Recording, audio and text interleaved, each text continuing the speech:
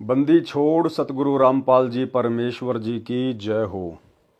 परम पिता परमात्मा सारी सृष्टि के रचनहार कुल मालिक असंख्य ब्रह्मांडों के स्वामी जगत गुरु तीनों लोकों में प्रवेश करके सबका भरण पोषण करने वाले राजाधिराज आत्माधार नाथों के नाथ देवों के देव महादेव सर्वेश्वर महेश्वर मृत्युंजय अजरो अमर आदि अनादि सनातनी प्रभु जगत पिता जगदीश्वर श्री श्री 1008 की उपाधि के वास्तविक अधिकारी अकाल मूर्त शब्द स्वरूपी राम वासुदेव सर्वगतम ब्रह्म परम पूज्य प्रथम पूज्य परम संत परम पुरुष परम धनी परम दयालु सत्य कबीर हक्का कबीर अल्लाहु अकबर बाखबर अल्लाह ताला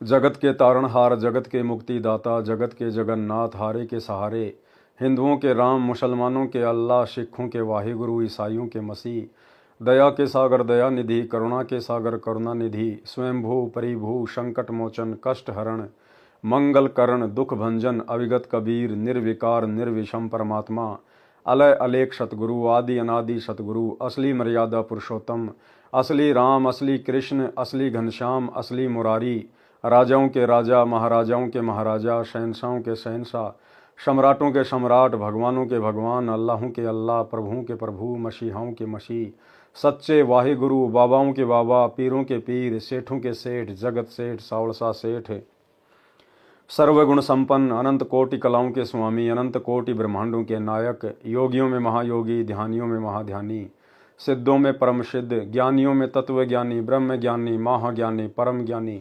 सर्वश्रेष्ठ ज्ञानी विज्ञानी युवा कबीर समरथ कबीर असमवात अमित ओजा सच्चे रहनुमा करीम अल्लाह सुभान अल्लाह दुनिया के अंतिम पैगंबर 8 सितंबर 1951 से गांव धनाना जिला सोनीपत हरियाणा भारतवर्ष की पावन भूमि पे प्रकट रियल कल की भगवान श्री नारायण साकार हरि श्री बाबा साहिब शब्द स्वरूपी राम संत श्रोमणी सतगुरु रामपाल जी परमेश्वर जी के चरण कमल में साध संगति से जुड़े हुए देश विदेश से आपरम सभी सत्सेवक भाई बहनों का अनंत कोटि दंडवत प्रणाम।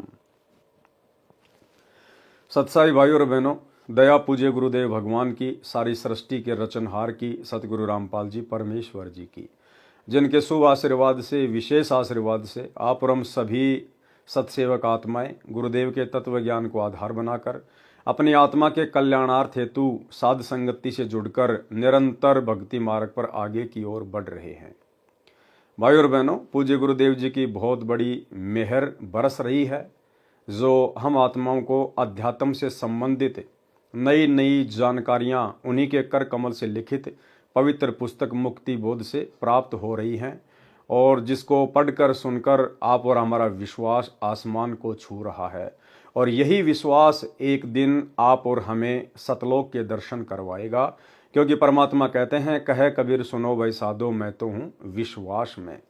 तो गुरुदेव हमें मिलेंगे, लेकिन कब? जब हम पूर्णतया विश्वास कर लेंगे, आंख बंद करके ब्लाइंड फेथ कर लेंगे कि इस सृष्टि में यदि कोई एकमात्र कबीर परमेश्वर है तो सतगुरु रामपाल जी परमेश्वर हैं, उनके अलावा और कोई भगवान कहीं नहीं है। इनकी मौज ये चाहें तो सर्व ब्रह्मांडों में सर्व जगहों पर अनंत रूप बनाकर बैठ सकते हैं। इसलिए अब हमने वो गलतियां नहीं करनी है जो गलतियां हम युगों युगों से भक्ति मार्ग पर करते आ रहे हैं। सबसे बड़ी गलती है गुरु को मानुष मानकर भक्ति करना। तो अब हमने गुरु को मानुष मानने की गलती शौपन में भी नहीं करनी है। तो भाई और बहनों, मुक्ति बोध के ऊपर वीडियो बनाने की श्रृंखला जारी है। इसी श्रृंखला में आज हमारा ये 13वें नंबर का वीडियो है। प्रत्येक वीडियो में गुरुदेव के आशीर्वाद से हमें बहुत कुछ नया सीखने को जानने को मिलता है। आज गुरुदेव भगवान ने काशी में जो भंडारा हुआ था शॉर्ट में उसका हल्का सा जिक्र किया है। उसके बाद सार शब्द को लेकर और बहुत सारी गहन गहन जानकारियां गुरुदेव ने उपलब्ध करवाई हैं, जिन जानकारियों को देखकर सुनकर हमारा विश्वास और अधिक दृढ़ होगा। तो चलिए शुरू करते हैं वीडियो। पवित्र ग्रंथ मुक्ति बोध पेज नंबर 98। काशी में भंडारा करना। सरलार्थ, मांझी यानी नौका को चलाने वाला यानी खेवट, उसको कहते हैं मांझी। जैसे सतगुरु वर्तमान में भक्ति की नौका चला रहे हैं, भक्ति की जो है नाव चला रहे हैं। सतगुरु वर्तमान में भक्ति के खेवट हैं, भक्ति के मांझी हैं। तो मांझी कहते हैं नौका को चलाने वाला यानी खेवट। संसार सागर से जीव की नौका को पार करने वाला। मर्द, मर्द कहते हैं समर्थ पुरुष को, और इस सकल सृष्टि में एकमात्र मर्द केवल कबीर परमेश्वर सतगुरु रामपाल जी भगवान है। बाकी सब उनकी स्त्रियां हैं, सब उनकी आत्माएं हैं। नामर्द, नपुंसक व कायर को कहते हैं। जगत यानी संसार करे उपहास, यह कहकर मजाक करता है कि जुलाहा अशिक्षित है। बात करता है वेदों, गीता और पुराणों की, ये क्या जाने भक्ति के बारे में। अन्य संतों के ज्ञान को परमेश्वर कबीर जी ने गलत सिद्ध कर दिया था, परंतु आंखों देखकर भी अपनी रोजी रोटी को बनाए रखने के मकसद से परमेश्वर कबीर जी को रास्ते से हटाने के लिए, बदनाम तथा शर्मसार करने के मकसद से भिन्न भिन्न हथकंडे अपनाते रहते थे। केशव यानी केशव नाम का बंजारा किस लिए बना, पढ़ें वाणी नंबर 30 के सरलार्थ में, काशी में भंडारा करना। वाणी नंबर 112 का सरलार्थ है कि परमेश्वर कबीर जी ने भक्ति और भगत तथा भगवान की महिमा बनाए रखने के लिए यह लीला की। स्वयं ही केशव बने, स्वयं भगत बने। क्या कह रहे हैं गुरुदेव भगवान कि परमेश्वर कबीर जी ने भक्ति और भगत तथा भगवान की महिमा को बनाए रखने के लिए लीला की। ठीक इसी प्रकार आप जी ने पिछली वीडियो में देखा, परमेश्वर ने पीपा और सीता की महिमा को बनाए रखने के लिए, उनके माध्यम से भक्ति को जीवित रखने के लिए दरिया में कूदने की लीला की। उसके बाद परमेश्वर जी ने संत रविदास जी के रूप में लीला की, 700 ब्राह्मणों का काशी में जनेऊ उतरवाया। बहुत सारी लीलाएं परमेश्वर ने अपने भक्तों का रूप बनाकर इस भक्ति पर दुनिया का विश्वास बनाए रखने के लिए की। स्वयं ही केशव बने, स्वयं भगत बने। स्वामी रामानंद ने परमेश्वर कबीर जी को सतलोक में व पृथ्वी पर दोनों स्थानों पर देखकर कहा था, दोहूं ठोर है एक तू, भया एक से दो, गरीब दास हम कारणे आए हो मगजो। कि हे परमेश्वर, हे कबीर देव, हे पूज्य गुरुदेव, दोहूं ठोर है एक तू, हे परमात्मा सतलोक में भी एक रूप में आप ही बैठे हैं, और इस धरती पर भी हमें सतज्ञान देने के लिए सतगुरु रूप में भी आप ही हैं। क्योंकि पंडित रामानंद जी ने अपनी आंखों से सतलोक में परमात्मा को देख लिया था कि यह तो वही परमेश्वर है जो मुझे नीचे से ऊपर लेकर गया है।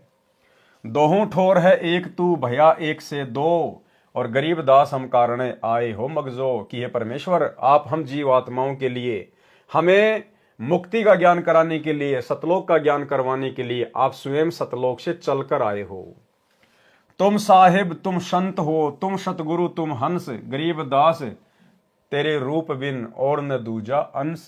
हे परमात्मा, आप ही एक नेक भगत की भूमिका करते हो कि एक अच्छे भगत में क्या लक्षण होने चाहिए, गुरु के प्रति कैसा भाव होना चाहिए, आम प्राणियों के प्रति कैसा आदर सत्कार वाला भाव होना चाहिए। एक सच्चे गुरु की भूमिका भी आप ही करते हो, सतज्ञान बताते हो आकर, और साहिब तो आप स्वयं हो ही, इसमें कोई दो राय नहीं। बोलत रामानंद जी, सुनो कबीर करतार, गरीब दास सब रूप में तुम ही बोलनहार। वाणी नंबर 113 से 117। गरीब सोहम ऊपर और है, सतसुकृत एक नाम, सब हंसों का बंस है, सुन बस्ती नहीं गाँव। गरीब सोहम ऊपर और है, सुरती नृति का नाहा, सोहम अंतर पैठ कर सतसुकृत लोला। गरीब सोहम ऊपर और है, बिन मूल का फूल, ताकि गंध सुगंध है, जाकू पलक न भूल। गरीब सोहम ऊपर और है, बिन बेली का कंद, राम रसायन पीजिए अविचल अति आनंद। देखो क्या कहा जा रहा है भाई और बहनों, यहां पर सार शब्द की महिमा बताई जा रही है, सार नाम की महिमा। सोहम ऊपर और है, यानी सतनाम के ऊपर एक नाम और है, वो क्या है, बिन बेली का कंद। अब बताओ, नाम कोई बेल के थोड़ी लगता है, जो परमात्मा कहते हैं कि वो बिना बेली का कंद है। सतनाम के बाद में जो सार नाम दिया जाता है, जो सार शब्द है, वो स्वयं सतगुरु रूप होता है। यानी सतनाम की कमाई से हमारे अंदर इस बात का एहसास होना शुरू हो जाना चाहिए कि धरती पर यदि कोई वर्तमान में परमात्मा है तो मेरा गुरुदेव भगवान है। तो परमात्मा कहते हैं कि सतनाम के बाद में जो सारनाम है, जो सार शब्द है, वो क्या है? सोहम ऊपर और है, बिन बेली का कंद। बिन बेली का कंद यानी वो कबीर भगवान, वो कबीर परमात्मा जो किसी मां से पैदा नहीं हुआ। जैसे कोई ऐसा पेड़ हो, कोई ऐसा फल हो जो बिना बेल के पैदा होता हो, इसी प्रकार से परमात्मा कह रहे हैं कि बिन बेली का कंद, यानी वो परमात्मा किसी मां से जन्म नहीं लेता। तो यहां सार शब्द के विषय में कहा जा रहा है, सार नाम के विषय में कहा जा रहा है। गरीब सोहम ऊपर और है, बिन बेली का कंद, यानी वो जो है, जो बिन बेली का जो कंद है वो स्वयं कबीर भगवान है, सतगुरु रामपाल जी परमेश्वर है, जो किसी मां के गर्भ से जन्म लेकर उत्पन्न नहीं हुए हैं। राम रसायन पीजिए अविचल अति आनंद, गरीब सोहम ऊपर और है, कोई एक जान भेव। यानी सतनाम के बाद में जो सारनाम है, जो सार शब्द है, यानी स्वयं जो कबीर भगवान है, उसको तो कोई एक ही जानेगा, कोई जानेगा उसको। क्योंकि सतगुरु रूप में परमात्मा की पहचान करना कोई बच्चों का काम नहीं है, ये परमात्मा स्वयं ही दया बख्शता है, तभी जीव इनको पहचान पाता है। गरीब सोहम ऊपर और है, कोई एक जाने भेव, यानी कोई एक ही उसका भेद जान पाता है। गोपी गोसाई गैब धुनी जाकी कर ले सेव। आगे परमेश्वर ने इन वाणियों के सरलार्थ में बहुत अच्छे से समझाया है, ध्यान से सुनना है। जैसा कि परमेश्वर कबीर जी ने कहा है तथा संत गरीबदास जी ने बोला है, सोहम शब्द हम जग में लाए, सार शब्द हम गुप्त छिपाए। कबीर परमेश्वर ने कहा कि सोहम शब्द तो हम जग में ले आए, जो कि जाप करने का है, श्वास उश्वास का, और सार शब्द हमने गुप्त छुपाए। गुप्त क्यों छुपाए भाई? क्योंकि सार शब्द स्वयं ये कबीर भगवान है, सतगुरु रामपाल जी परमात्मा है। इसकी तो केवल पहचान करनी होती है, ये कोई सुमरण का नहीं है, ये कोई जाप करने का नहीं होता है। सोहम शब्द हम जग में लाए, सार शब्द हम गुप्त छुपाए। उसी का वर्णन इन अमृतवाणियों में है कि कुछ संत व गुरुजन परमेश्वर कबीर जी की वाणी से सोहम शब्द पढ़कर उसको अपने शिष्यों को जाप के लिए देते हैं। वे इस दिव्य मंत्र की दीक्षा देने के अधिकारी नहीं हैं, और सोहम का उपदेश यानी प्रचार करके फिर नाम देना संपूर्ण दीक्षा पद्धति नहीं है। अधूरा नाम है, मोक्ष नहीं हो सकता। सोहम नाम के ऊपर एक सत सुकृत यानी कल्याणकारक संपूर्ण मोक्ष मंत्र और है। यानी सोहम के बाद तो एक नाम और दिया जाएगा, वह सब हंसों यानी निर्मल भक्तों के वंश हैं, यानी अपना परंपरागत मंत्र है। क्या है वो मंत्र है जो मंत्र हम सतलोक में छोड़ के आ गए थे। तो सतलोक से क्या छोड़ के आए थे? अपने भगवान को छोड़ के आए थे। अरे सतलोक से अपने परमात्मा को छोड़ के आए थे, अपने गुरुदेव भगवान को छोड़ के आए थे काल के साथ में। तो वो स्वयं कबीर भगवान धरती पर सतगुरु रूप में प्रकट होता है, और फिर स्वयं ही परमात्मा अपनी जानकारी करवाता है। अच्छी नीयत वाले भगत को, मोक्ष के अधिकारी भगत को परमात्मा फिर ये आभास करवा देता है। भगत को परमात्मा सूक्ष्म दिव्य दृष्टि दे देता है, और भगत ज्ञान को आधार बना के गुरु आशीर्वाद से अपने गुरु को पहचान लेता है कि ये सामान्य गुरु नहीं है, ये मेरा पिता है, मेरी आत्मा का पति है, ये मेरा कबीर भगवान है, जिसको मैं सतलोक में भूलकर छोड़कर आ गया था।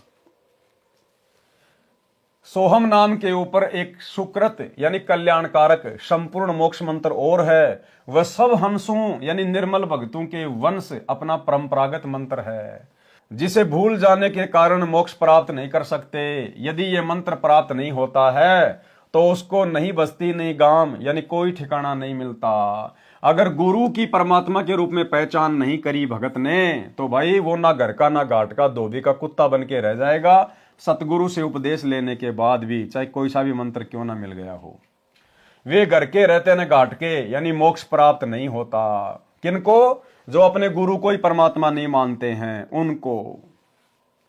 आगे देखिए, सोहम से ऊपर जो कल्याणकारक शत सुकृत नाम है, उसका सुमरण सुरती नृति से होता है, यानी ध्यान से उसका जाप करना होता है। यह पॉइंट विशेषकर उन सभी भगत भाई बहनों के लिए है जो भगत भाई बहन वर्तमान में जल्दबाजी में, देखा देखी में, भेड़ चाल में गुरुदेव भगवान के 2014 बरवाला कांड के बाद जेल जाने के बाद जिन्होंने इन सतलोक आश्रमों में जा जाके 15,000 रुपए दे दे के या 15,000 रुपए का संकल्प कर करके जिन्होंने वो सार नाम ले लिया, वो 3 नाम का मंत्र ले लिया, ये उन भगत भाई बहनों के लिए बहुत विशेष पॉइंट है। क्या कह रहे हैं परमात्मा सार नाम के बारे में? सोहम से ऊपर जो कल्याणकारक सत्सुकृत नाम है उसका स्मरण सुरती नृत्य से होता है, यानी ध्यान से उसका जाप करना होता है। और जिनको सार नाम मिल गया वर्तमान में इन फर्जी सतलोक आश्रमों से, चंद पैसों के लालच में इन्होंने सार नाम को, जो कि फर्जी सार नाम, गुरुदेव भगवान ने उस डीवीडी में जानबूझ के भक्तों की परीक्षा के लिए वो फर्जी सार नाम डाला, फर्जी सार नाम। और भगत उसको लेके अपने आप को धन्य समझ रहे हैं और दुर्गति सबकी ज्यों की त्यों है। परमात्मा कहते हैं उसका तो सुरती नृत्य से, ध्यान से स्मरण होता है, चिंतन करना पड़ता उसका। वो मुंह से जाप नहीं किया जाता, श्वासों से जाप नहीं किया जाता। और यहां तो 3 मंत्र दिए गए उन भक्तों को और तीनों मंत्रों का वो जाप कर रहे हैं। परमात्मा क्या कह रहे हैं सार नाम के विषय में? तो गुरुदेव कहते हैं जो सार नाम है उसका सुमरण नहीं किया जाता, उसका स्मरण है। और उसका स्मरण कैसे किया जाता है? सुरती नृत्य से, सुरती नृत्य से होता है, यानी ध्यान से उसका जाप करना होता है। तो सबसे पहली बात तो संगत बेचारी सार नाम के नाम पर ठगी गई 2014 बरवाला कांड के बाद से, क्योंकि देखा देखी भेड़ चाल, ये परीक्षा का समय था। लोगों ने ना तो विश्वास किया अपने गुरुदेव भगवान पर, फिर क्यों भक्ति कर रहे थे भाई? जब आपको इतना ही विश्वास नहीं है कि हमारे गुरुजी कभी जेल से बाहर आएंगे, फिर क्यों भक्ति कर रहे हो? चलो तुमने नाम तो ले लिया इन फर्जी सतलोक आश्रमों से, क्या तुम्हारे को सतलोक भी ये लोग भेज देंगे कल को एरोप्लेन को बुक करके? अगर तुम्हारा गुरु जेल से नहीं आया तो तुम्हें सतलोक कौन भेजेगा फिर? तो भाई और बहनों ने अपने गुरुदेव भगवान पर विश्वास करना चाहिए था, अपने गुरुदेव का इसार जेल से बाहर आने का इंतजार करना चाहिए था। अरे ये परमात्मा सतलोक से चल के पृथ्वी पर आया है तो जेल में बैठने थोड़ी आया है। ये तो परमेश्वर का एक मिशन है, उनकी एक लीला है। जो गंदगी सतलोक आश्रमों में जमा हो चुकी थी, भक्तों की भीड़ के रूप में जो गंदगी जमा हो चुकी थी, परमात्मा उसकी छटनी करने के लिए इसार जेल में बैठे हैं। तो भक्तों ने विश्वास करना चाहिए था, इंतजार करना चाहिए था, जैसे हम सत्सेवक भाई बहन कर रहे हैं और ज्ञान आधार से अपनी भक्ति कर रहे हैं। तो पहली बात तो संगत सार नाम के नाम पे ठगी गई। उसके बाद सतलोक आश्रम मैनेजमेंट हरियाणा ने काल प्रेरणा से सार शब्द देना शुरू कर दिया, सार शब्द। और सार शब्द का क्या दिया इन्होंने? 3 मंत्र, ओम सोहम सत्य कबीरा, ओम सोहम सत्य कबीरा। और सब भाई बहन उसको जप रहे हैं, ओम सोहम सत्य कबीरा, ओम सोहम सत्य कबीरा। और 1-1 लाख रुपया ले लिया गया उस सार शब्द का, 1-1 लाख रुपया। अभी जो हिसार जेल से लेटेस्ट ऑडियो आई है 73 नंबर की, विशेष संदेश नंबर 73, उसमें परमेश्वर ने सार शब्द के बारे में बिल्कुल क्लियर कर दिया। भाई और बहनों, आपने एक चीज नोट की होगी, इससे आपको यह भी विश्वास होगा कि यह पवन दास अपनी तरफ से कुछ नहीं बोलता है। परमात्मा मुझे जो प्रेरणा करते हैं वही संदेशा दास आप जियों को देता है। और दास पिछले कई वर्षों से सार शब्द के बारे में यही बताता आया है कि सार शब्द कोई मंत्र नहीं है, सार शब्द कोई जाप करने का मंत्र नहीं है। सार शब्द तो खुद हमारा गुरुदेव भगवान है, खुद हमारा परमात्मा है सार शब्द। लेकिन किसी भी भाई बहन को विश्वास नहीं हुआ, मन में शंका कि नहीं इसको क्या पता, ये तो आश्रमों में भी नहीं जाता, गुरुजी ने इसको गुरुद्रोही घोषित कर रखा है। ठीक है भैया, गुरुदेव ने अपने मिशन के तहत मुझे गुरुद्रोही घोषित कर दिया, मेरा सौभाग्य। आश्रमों में मैं इसलिए नहीं जाता क्योंकि आश्रमों में काल बैठा हुआ है, लेकिन ज्ञान तो गुरुदेव भगवान का हमारे पास में है, वो तो बाहर है, स्वतंत्र है, ज्ञान को तो किसी ने बांध नहीं रखा। तो दास पिछले कई वर्षों से यही बात कहता आ रहा है कि सार शब्द के नाम पे धोखा मत खाओ। ये कंप्लीट जो दीक्षा होती है केवल 3 बार में पूरी होती है, जो कबीर सागर में लिखी हुई है। और चौथी बार में तुम लोगों को जो सार शब्द दिया जा रहा है, ओम सोहम सत्य कबीरा, ये काल प्रेरणा से तुम्हें ठगा जा रहा है, ये तुम्हारी परीक्षा है और तुम अपने विकेट पर विकेट गिरा रहे हो।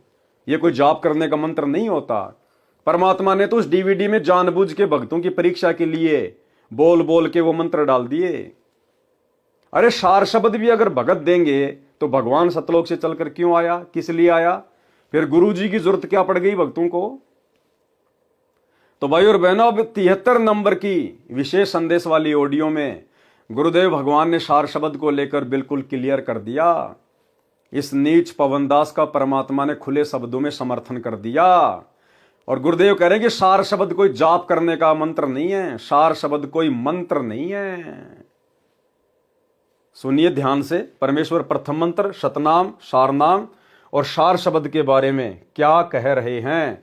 भगत भाई बहनों की आंखें खुल जानी चाहिए इसको सुनने के बाद में, अन्यथा भाई और बहनों आंखें फिर फूटी पड़ी हैं। सुनिएगा। पहले तो प्रथम मंत्र ऐसा गजब का, उसके बाद आपको सतनाम दिया जाता है स्टेप बाय स्टेप। ये पहले वर्णित कर रखा था भगवान ने, सारी व्यवस्था कर रखी थी। अब आपको 5-6 साल का मौका दिया जाता है श्वास उश्वास का खूब श्रवण करा करो।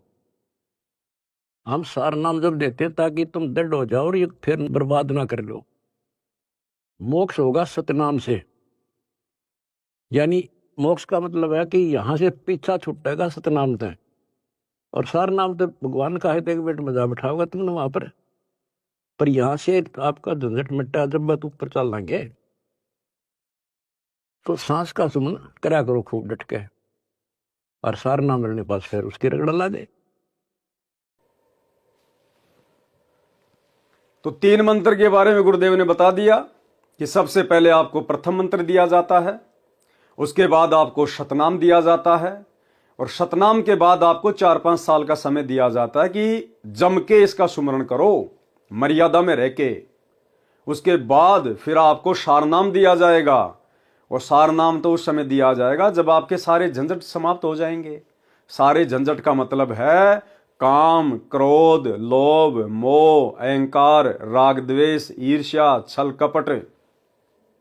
तो ये तो ज्यों का त्यों भरा पड़ा है आज भक्तों में।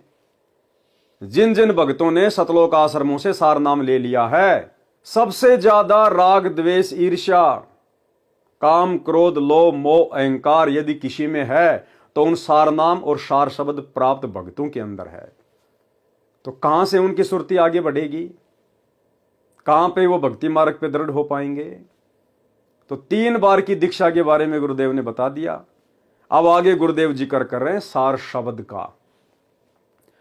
जिस सार शब्द के नाम पे गुरुदेव के कलयुगी परिवार ने आप भाई बहनों को 1-1 लाख रुपए के चक्कर में काल प्रेरणा से मूर्ख बना दिया है, आपकी तमाम मर्यादाएं खंडित करवा दी गई हैं, आप भाई बहनों को गुरुदेव भगवान की नजरों में नीचे गिरा दिया गया है। अब सार शब्द के बारे में क्या कह रहे हैं गुरुदेव? सार शब्द कोई मंत्र नहीं है जिसका तुम लोग जाप करने में लगे हुए हो। क्या कह रहे हैं, ध्यान से सुनिए। उसके बाद चौथा कोई मंत्र नहीं देते हम, दीक्षा नहीं है चौथा।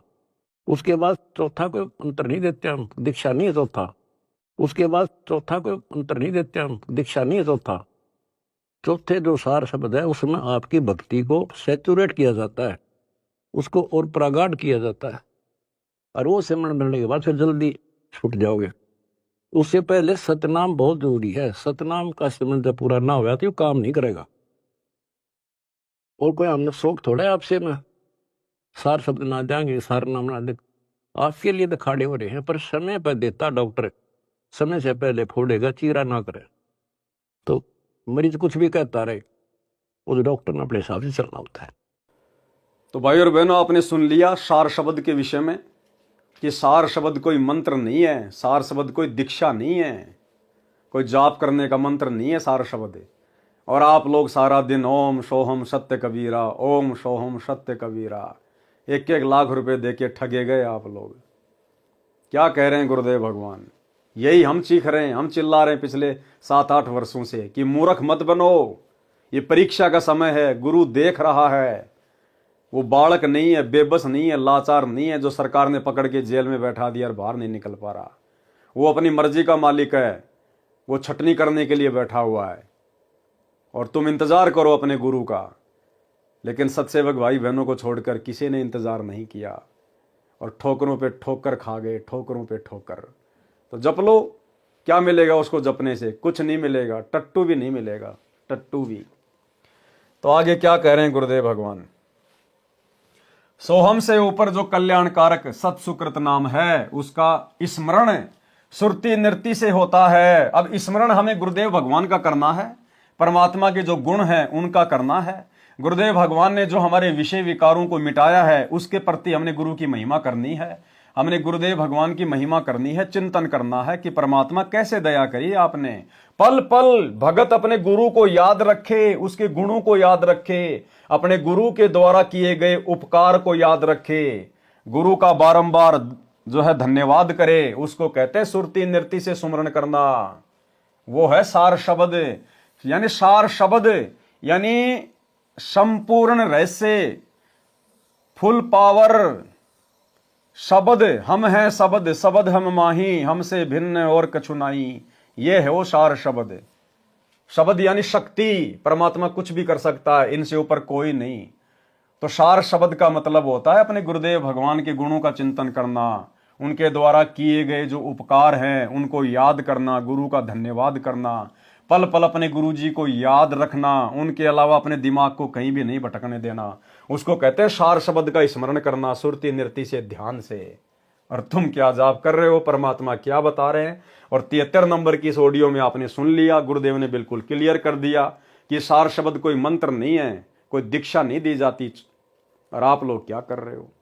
तो भाई और बहनों, अभी भी समय है, साथ संगति से जुड़ जाओ, वरना जो गलतियां आप सतलोक आश्रमों से जुड़े हुए भाई बहनों ने कर डाली है, माफी नहीं है इन गलतियों की, माफी।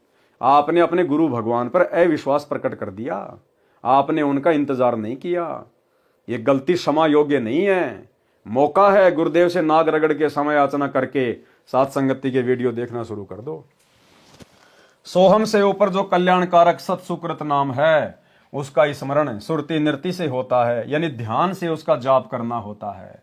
सोहम नाम का जाप करते करते उस सार शब्द का भी जाप ध्यान से करना होता है। उसमें लो यानी लगन लगा। लगन किस में लगेगी? अपने गुरु में लगेगी, अपने परमात्मा में लगेगी। जो सार शब्द है वह सत्य पुरुष जी का जाप है। किसका जाप है? सत्य पुरुष का जाप है। जो सार शब्द है वह सत्य पुरुष जी का जाप है। उस परमेश्वर के कोई माता पिता नहीं है। अब देखो, बात चल रही है सार शब्द की, और क्या कहा जा रहा है? उस परमेश्वर के कोई माता पिता नहीं है। तो क्या हुआ सार शब्द? सार शब्द का मतलब वो परमेश्वर, वो परमात्मा, वो गुरुदेव भगवान, जिसका कोई माता पिता नहीं है। कौन हुआ सार शब्द? स्वयं गुरुदेव भगवान। ध्यान से पढ़ो। जो सार शब्द है वह सत्य पुरुष जी का जाप है।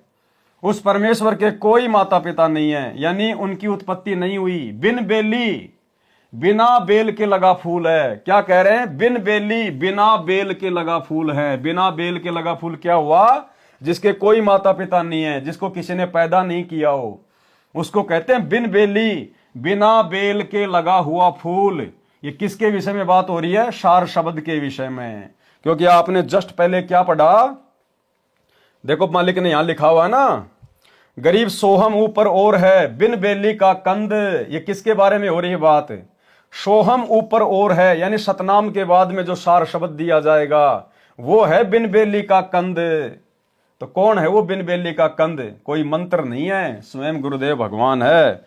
और यहां भी वही बात हो रही है, यानी उनकी उत्पत्ति नहीं हुई। बिन बेली, बिना बेल के लगा हुआ फूल है, अर्थात स्वयंभू परमात्मा कबीर जी हैं। हो गया क्लियर? अर्थात स्वयंभू परमात्मा कबीर जी हैं। बात किसकी चल रही है? सार शब्द की। तो कौन है सार शब्द? स्वयं हमारे गुरुदेव भगवान। उसके सुमरण से अच्छा परिणाम मिलेगा, यानी सतलोक में उठ रही सुगंध आएगी। उस परमात्मा के सार शब्द को तथा उस मालिक को पलक भी ना भूलना, वही आपका उपकार करेंगे। वाणी नंबर 116 का सरलार्थ, वाणी नंबर 115 वाला ही सरलार्थ है। इसमें फूल के स्थान पर मेवा कहा है, कंद। उस परमेश्वर वाली इस सत्य भक्ति रूपी रसायन जड़ी बूटी पीजिए, यानी श्रद्धा से सुमरण कीजिए। जो अविचल सदा रहने वाला आनंद सुख यानी पूर्ण मोक्ष है वह प्राप्त होगा।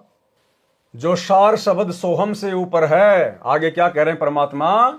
जो सार शब्द सोहम से ऊपर है, उसका भेद कोई कोई ही जानता है। जैसे वर्तमान में केवल सत्सेवक भाई बहन ही जान पाए हैं उस सार शब्द को, उसका भेद कोई कोई ही जानता है। गुप्त यानी अव्यक्त, गोसाई परमात्मा, गैब धुनी यानी उस जाप से स्मरण की आवाज बनती है, उसे धुन कहा है। उस मंत्र की सेव यानी पूजा करो। तो पूजा किसकी की जाती है? अपने गुरुदेव भगवान की जाती है। भाई पूजा किसकी करोगे? देव की करोगे ना। तो सबसे बड़ा देव कौन? अपना गुरु, देवों का देव महादेव। तो यहां क्या कहा जा रहा है? उस मंत्र की सेव यानी पूजा कर। तो पूजा तो भाई अपने गुरुदेव भगवान की करते हैं हम। वाणी नंबर 118। ग्रीब सुरती लगे और मन लगे, लगे निर्ति धुन ध्यान, चार जुगन की बंदगी एक पलक परवान। सरलार्थ, उस संपूर्ण दीक्षा मंत्र का सुमरण स्मरण ध्यान पूर्वक करना है। उसका स्मरण करते समय सुरती नृति तथा मन नाम के जाप में लगा रहे। ऐसा न हो कि कबीर माला तो कर में फिरे, जीव्या फिरे मुख माही, मनवा तो चहु दिस फिरे, ये तो सुमरण नाही। सुरती नृति तथा मन व श्वास यानी पवन के साथ सुमरण करने से, एक ही नाम जाप से 4 युगों तक की गई शास्त्र विरुद्ध मंत्रों के जाप की भक्ति से भी अधिक फल मिल जाता है। वाणी नंबर 119। गरीब सुरती लगे और मन लगे, लगे नृति तिस ठोर, शंकर बख्शा मेहर करी, उबर गई जदगोर। सरलार्थ, उपरोक्त विधि से स्मरण करना उचित है। उदाहरण बताया है कि जैसे शंकर भगवान ने कृपया करके पार्वती जी को गुप्त मंत्र बताया, जो प्रथम मंत्र ये दास रामपाल दास देता है, जो शास्त्रोक्त नाम है, और देवी जी ने उस स्मरण को ध्यान पूर्वक किया तो तुरंत लाभ मिला। वाणी नंबर 120। गरीब सुरती लगे और मन लगे, लगे नृति तिस माही, एक पलक ता संचरे, कोटि पाप अग जाही। सरलार्थ, उपरोक्त विधि के सुमरण यानी स्मरण से एक क्षण में करोड़ों पाप नष्ट हो जाते हैं। वाणी नंबर 121। गरीब अवगत की अवगत कथा, अवगत है सब ख्याल, अवगत सु अवगत मिले, कर जोर तब काल। सरलार्थ, अवगत की यानी दिव्य परम पुरुष परमेश्वर की अविगत कथा दिव्य कहानी है। उसका ख्याल यानी विचार विमर्श भी अविगत यानी अनोखा है, क्योंकि उसका किसी को ज्ञान नहीं होता। कोई प्रथम बार उस परमेश्वर की महिमा सुनता है तो अनोखी लगती है। उस परमेश्वर को अविगत से दिव्य मंत्र की साधना से अविगत मिले प्राप्त करते हैं, तो उस साधक के सामने कर जोरे तब काल यानी काल ज्योति निरंजन हाथ जोड़ता है और उसको शतलोक जाने में बाधा उत्पन्न नहीं करता। वाणी नंबर 122। गरीब अमर अनुपम कबीर आप हैं और सकल सब खंड, सूक्ष्म से सूक्ष्म सही पूर्ण पद प्रचंड। सरलार्थ, वह अमर अनुपम यानी अद्भुत परमात्मा स्वयं कबीर जी हैं। अन्य सब प्रभु खंड यानी नाशवान हैं, यानी खंडित होने वाले हैं। वह परमेश्वर सूक्ष्म से सूक्ष्म यानी समर्थ है। जैसे अणु से अधिक विस्फोटक परमाणु है, इसी प्रकार परमेश्वर परमाणु से भी अधिक सूक्ष्म होने से अधिक शक्तिमान है। और पूर्ण पद वह परम पद प्राप्त कराने वाले हैं। जहां जाने के पश्चात साधक फिर लौटकर संसार में कभी नहीं आते। वह परमेश्वर ऐसा प्रचंड यानी प्रबल है। राग प्रभाती से शब्द नंबर 8। कोई जन जानेगा भेव, शाख नहीं वह तो मूल है। यानी वो कबीर परमात्मा कोई शाखा नहीं है, वो तो भक्ति का मूल है। मूल जो अविनाशी है, अखंड है, जड़ है। ऊपरी मूल तले को डार, दिव्य चिस्मो तुम देखो रे निहारी, समाधान शाखा ने पात, कौन लखे साई की दाती।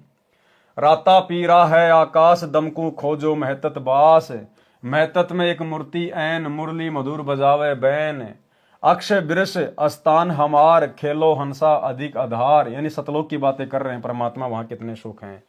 कोटिक ब्रह्मा धरते ध्यान, कोटिक शंभु है सुरज्ञान, नारद विष्णु रटते शेष, कोई न जाने सतगुरु उपदेश। सनक सनंदन है ल्योलीन, यानी सनक और सनंदन जो ब्रह्मा जी के 4 पुत्र हैं, वो भी उस परमात्मा की प्राप्ति में लगे हुए हैं। सनक सनंदन है ल्योलीन, ध्यान धरे सतगुरु दुर्बीन।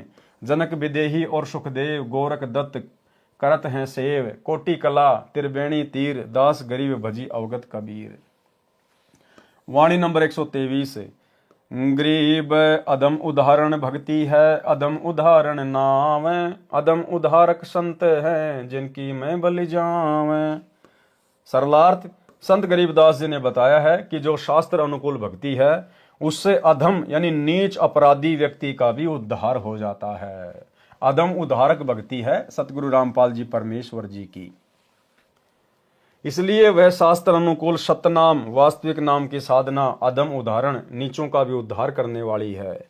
जो शास्त्र विधि अनुसार सत्य मंत्रों की भक्ति करने को कहते हैं वे संत भी अधम उद्धारक हैं, यानी पापियों का उद्धार करने वाले हैं, जिनकी मैं बलिहारी जाऊं, यानी उनका बार बार धन्यवाद करूं। किसका? सतगुरुदेव भगवान का। वाणी नंबर 124।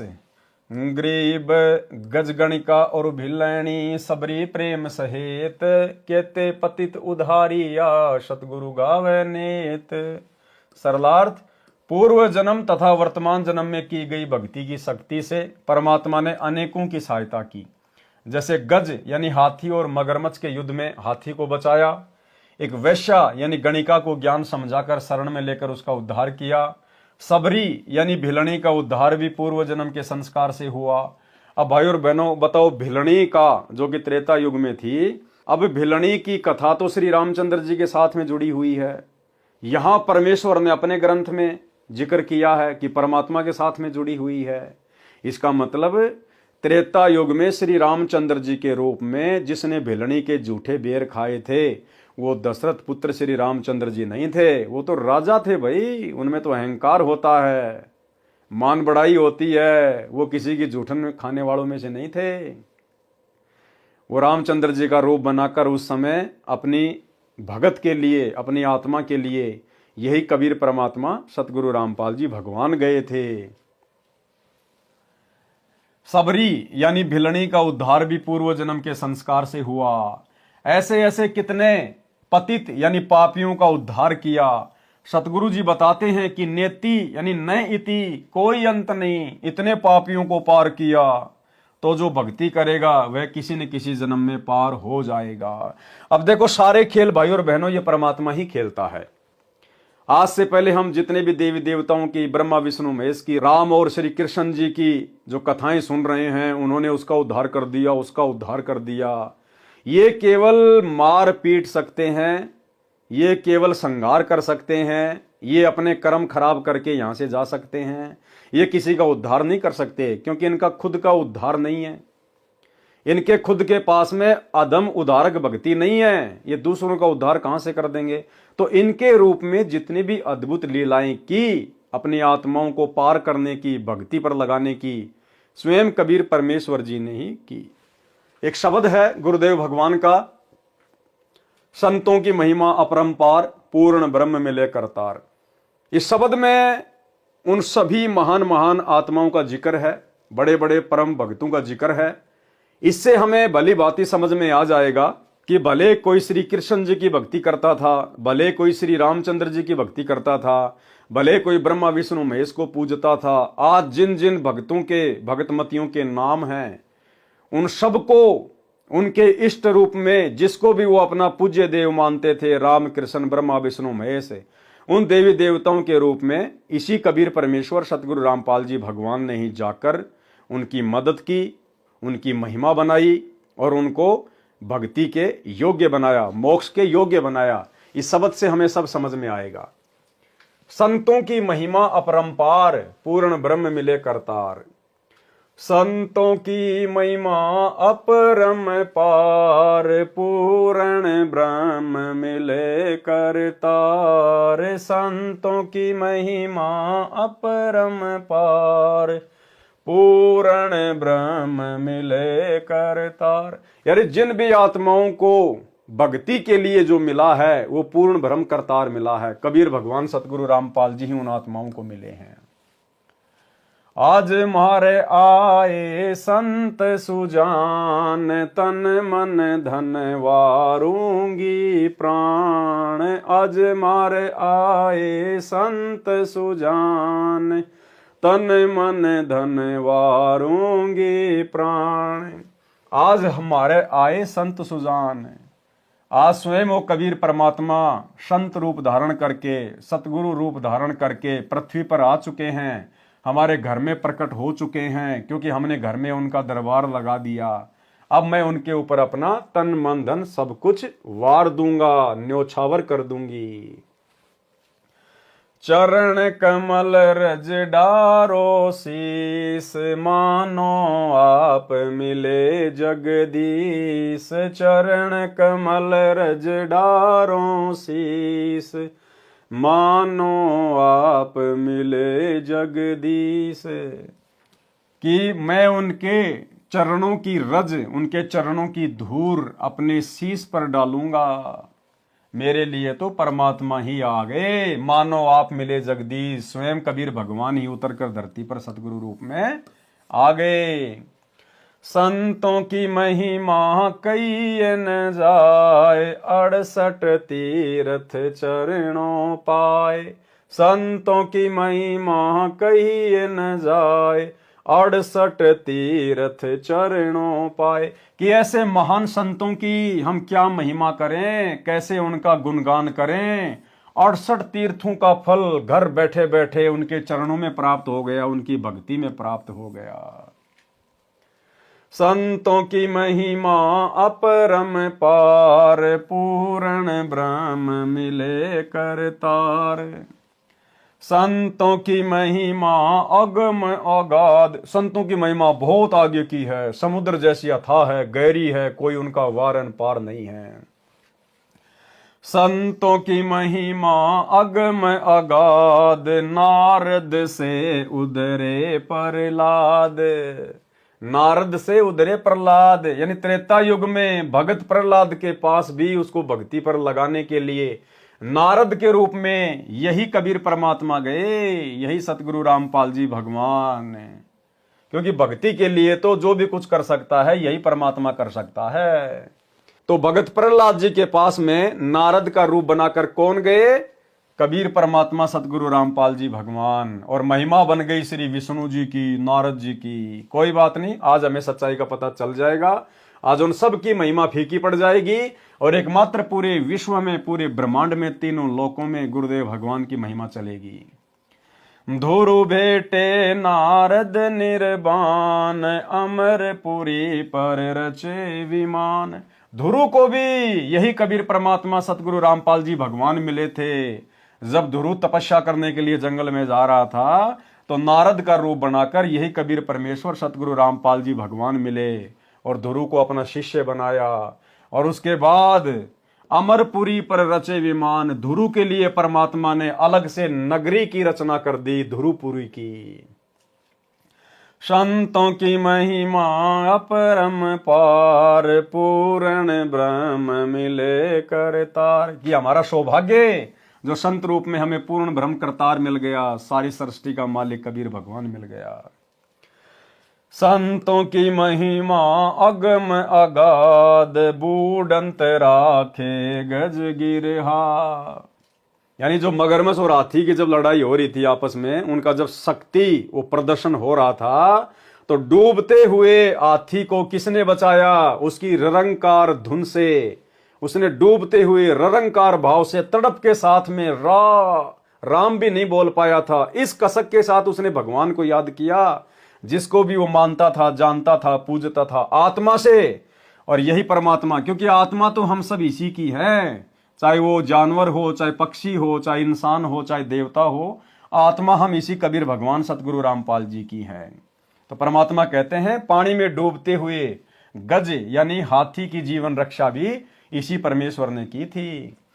संतों की महिमा निश्चल थीर, द्रौपदी सुता के बढ़ गए चीर। अब द्रौपदी का चीर किसने बढ़ाया? आम समाज में नाम चल रहा है श्री कृष्ण जी का, जबकि श्री कृष्ण जी को तो पता भी नहीं था। वो तो उस समय रुक्मिणी के साथ अपने महल में चौपड़ पासा खेल रहा था, शतरंज खेल रहा था। उस समय द्रौपदी का चीर भी दुशासन से इसी कबीर परमात्मा सतगुरु रामपाल जी भगवान ने बढ़ाया था, अनंत कर दिया था। द्रौपद सुताकू दीन लीर जौके अनंत बढ़ाए चीर, खेचत खेचत खेच कसीसा और सिर पर बैठे हैं जगदीशा। ये है वो परमात्मा जो गुप्त रूप में सारे कार्य अपने भक्तों के संवार देते हैं। संतों की महिमा अपरम पार, पूर्ण ब्रह्म मिले करतार। संतों की महिमा अधिक सुमेर, संतों की महिमा सुमेर पर्वत से भी बड़ी है, उससे भी ऊंची है। भिलनी के खाए झूठे बेर। अब बताओ भिलनी के झूठे बेर किसने खाए? क्योंकि यहां पर तो संत की महिमा चल रही है। अब श्री रामचंद्र जी कोई संत थोड़ी थे, वो तो राजा के बेटे थे, उन्होंने कोई सत्संग थोड़ी किए थे, वो कोई सतगुरु थोड़ी थे, कोई वो तत्वदर्शी थोड़ी थे, वो किसी को नाम दीक्षा थोड़ी दिया करते थे। अगर श्री रामचंद्र जी संत थे और वो नाम दीक्षा दिया करते थे, क्योंकि संत तो नाम दीक्षा भी देंगे, तो दो चार उनके कोई चेले तो बता दो जिनको उन्होंने नाम दीक्षा दी हो। तो यहां पर संतों की महिमा गाई जा रही है। और संत भाई और बहनों, पूरी सृष्टि में एक ही है, कबीर भगवान सतगुरु रामपाल जी। तो भिलनी के झूठे बेर ये किसने खाए? पूज्य गुरुदेव ने, कबीर भगवान ने, श्री रामचंद्र जी का रूप बनाकर, क्योंकि महिमा यहां परमात्मा की चल रही है। संतों की महिमा अधिक सुमेर, भिलनी के खाए झूठे बेर। संतों की महिमा निश्चल अंक, वाल्मीक का बाजा शंख। अब द्वापर युग में जो पांडव अपना स्वमेघ यज्ञ कर रहे थे और उसमें जो शंख बजाया था वो किसने बजाया था? वाल्मीकि रूप में, सुपथ सुदर्शन रूप में। किसने? कबीर भगवान सतगुरु रामपाल जी ने। क्योंकि परमेश्वर ने अपने भगत की महिमा बनाए रखने के लिए और भक्ति पर लोगों को जीवित रखने के लिए अपने भगत सुपथ सुदर्शन का रूप बनाकर और श्री कृष्ण और पांचों पांडवों के साथ में गए और उनका पंचायन शंख बजाया। संतों की महिमा निश्चल अंक, वाल्मीकि का बाजा शंख। संतों की महिमा अपरम पार, पूर्ण ब्रह्म मिले करतार। संतों की महिमा अमन अमान, देखो गणिका चढ़ी विमान। गणिका 650 साल पहले काशी में गणिका बहन, जिसने सत्संग सुना, जिसको ज्ञान हो गया, अपने पाप कर्मों से, अपनी वेश्यावर्ती वाले धंधे से आत्मग्लानि हो गई, सतगुरु की शरण में आ गई। तो अंत समय में उस गणिका को विमान में बैठा कर स्वर्ग में किसने भेजा? कबीर परमात्मा सतगुरु रामपाल जी भगवान ने। चमरा जुल्हा तर गए और छिपा नाई रे, गणिका चढ़ी विमान में सुरगापुर धाई रे। परमात्मा ने उसको बारंबार मां के गर्भ में नरक में नहीं आने दिया। परमेश्वर ने उस आत्मा को डायरेक्ट स्वर्ग में भेज दिया इस कलयुग की पिछली पीढ़ी तक। अब परमेश्वर उसको जन्म देंगे या दे दिया होगा। आप और हम निकम्मे थे जो बार बार मां के गर्भ से आ रहे हैं। काशीपुरी कबीर कमाल, गए भी बालद आई रसाल। काशी में जो भंडारा हुआ था, भंडारा किसने किया? वो बालद कहां से आई थी? 9 लाख बोडी भरी विशंबर दिया कबीर भंडारा। उस भंडारे को किसने सफल किया था? कबीर परमात्मा सतगुरु रामपाल जी भगवान ने। क्योंकि संतों की महिमा चल रही है। संतों की महिमा अपरम पार, पूर्ण ब्रह्म मिले करतार। कि संतों की महिमा क्या कहें, अपरंपार है, समुद्र जैसी अगाध अथाह है। आज हमें स्वयं वो भगवान मिल गया, वो संत मिल गया, पूर्ण संत मिल गया सतगुरु रूप में। दिया भंडारा जन रैदास, कनक जनेऊ पद प्रकाश। अब देखो, कल बात चल रही थी, कल के वीडियो में यही तो रविदास जी वाला मैटर था कि रविदास जी ने 700 ब्राह्मणों का रूप बनाया, 700 ब्राह्मणों का जनेऊ उतरवाया। तो यही तो हम कह रहे थे कि वो रविदास जी करने वाले नहीं थे, रविदास जी के रूप में वो लीला परमात्मा ने की थी। तो आ गई यहां बात है कि दिया भंडारा जन रैदास, उस रानी ने रविदास जी को भंडारे में बुलाया और कणक जनेऊ यानी सोने का जनेऊ दिखाया, पद प्रकाश, उन ब्राह्मणों को अपने शरीर में सोने का जनेऊ दिखाया। किसने? महिमा किसकी चल रही है? परम संत की। संतों की महिमा कई न जाए, पीपा कूद पड़े दरियाए। अब देख लो आगे, यहां पे हो गया क्लियर। सीता और पीपा उस दरिया में नहीं कूदे थे द्वारिका देखने के लिए। सीता और पीपा का रूप बना के उस दरिया में कौन कूदा? अपने भक्तों की महिमा बनाने के लिए कबीर परमात्मा, सतगुरु रामपाल जी भगवान। क्योंकि संतों की महिमा चल रही है, यहां पर किसी भगत की महिमा नहीं चल रही है।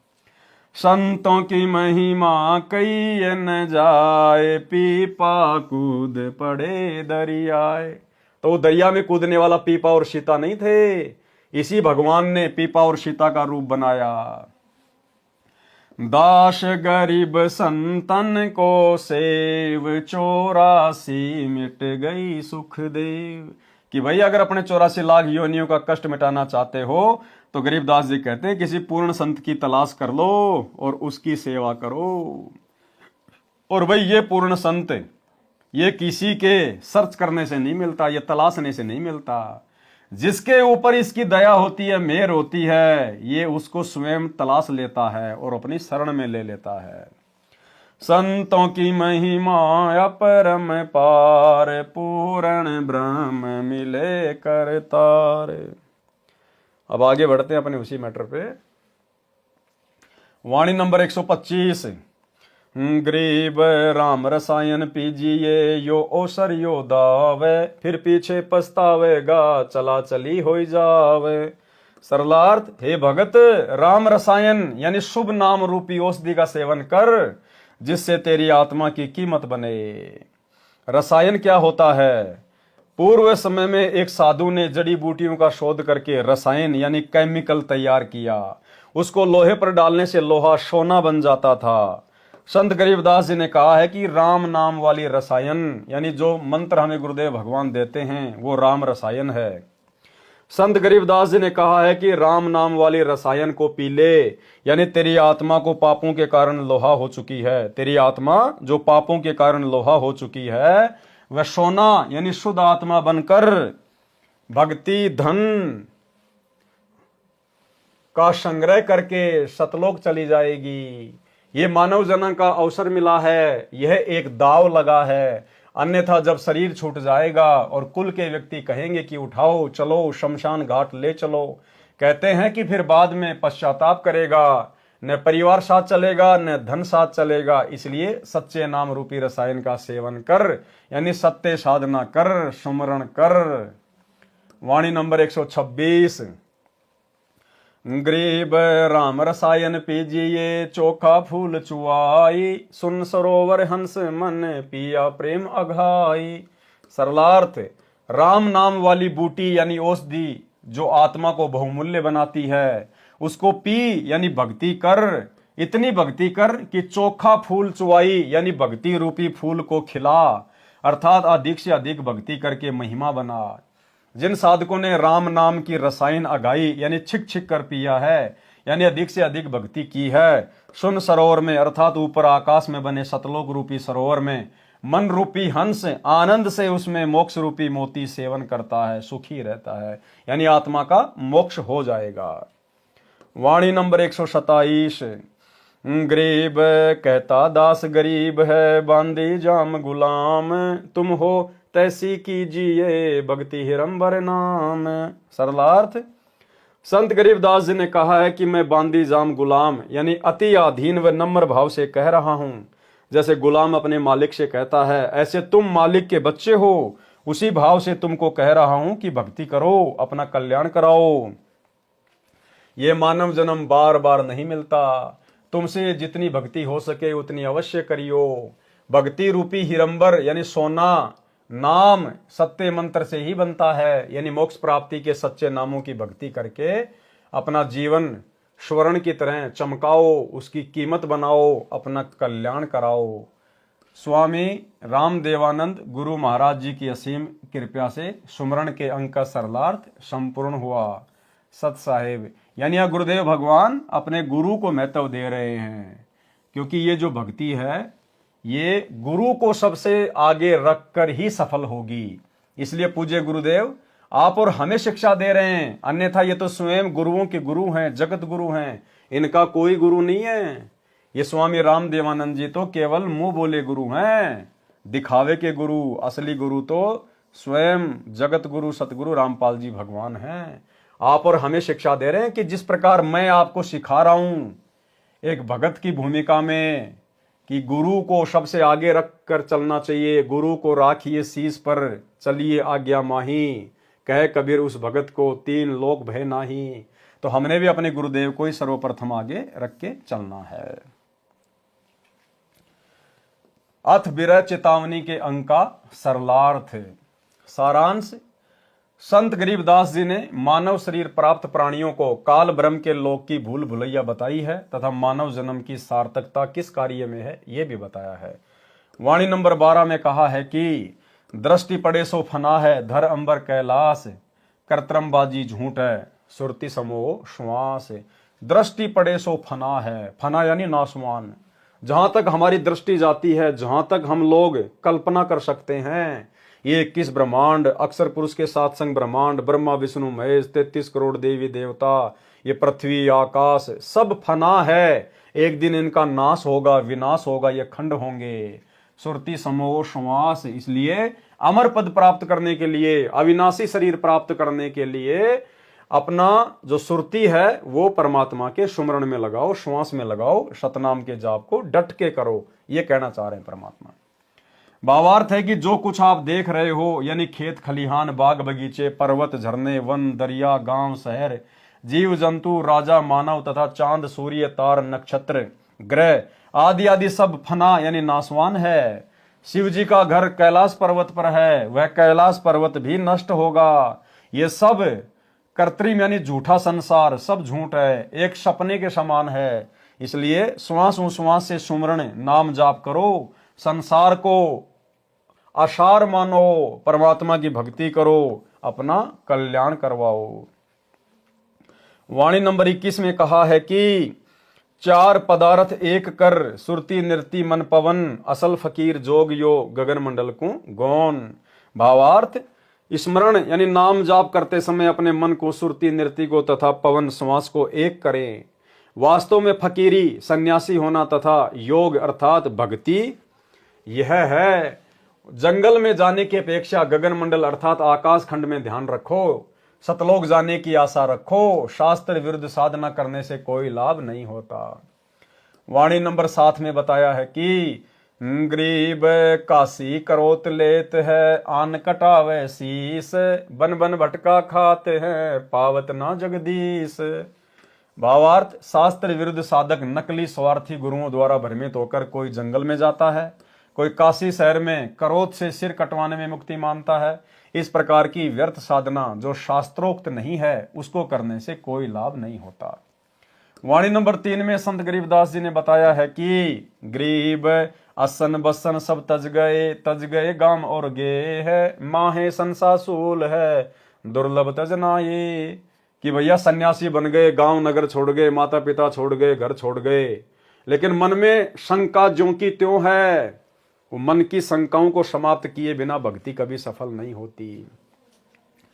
भावार्थ, जब तक सतगुरु नहीं मिलता तब तक भगतजन भक्ति भी करते रहते हैं और शंका भी रहती है कि वह व्यक्ति ये साधना करता है, कहीं मेरी साधना सत्य ना हो। इसलिए अपनी साधना के साथ साथ दूसरे की साधना भी करने लगता है। जैसे एक भगत शनिदेव को मानता था, शनिवार का व्रत रखता था। दूसरे ने बताया कि मैं मंगलवार का व्रत करता हूँ और बाबा हनुमान की भक्ति करता हूँ, सालासर धाम राजस्थान में 1 साल में अवश्य जाता हूँ, मेरे को बहुत लाभ हो रहा है। उस शनिवार के पुजारी ने मंगलवार का व्रत भी प्रारंभ कर दिया और साल में 1 बार सालासर भी जाने लगा। ये संसासूल यानी शंका रूपी कांटा मन में तब तक खटकता रहता है जब तक तत्वदर्शी सतगुरु नहीं मिलता।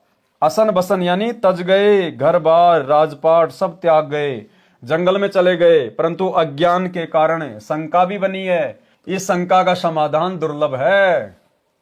यदि कोई तत्वज्ञानी संत उनको समझाने की चेष्टा करता है तो वे शास्त्र विरुद्ध साधना त्यागते नहीं। इसलिए कहा है कि उसको त्यागना दुर्लभ है, उसके त्यागे बिना भक्ति की उपलब्धि नहीं होती। और ये भी आप और हमारा सौभाग्य भाई और बहनों, हम भी उसी शास्त्र विरुद्ध साधना में लगे हुए थे जब तक गुरुदेव भगवान नहीं मिले थे।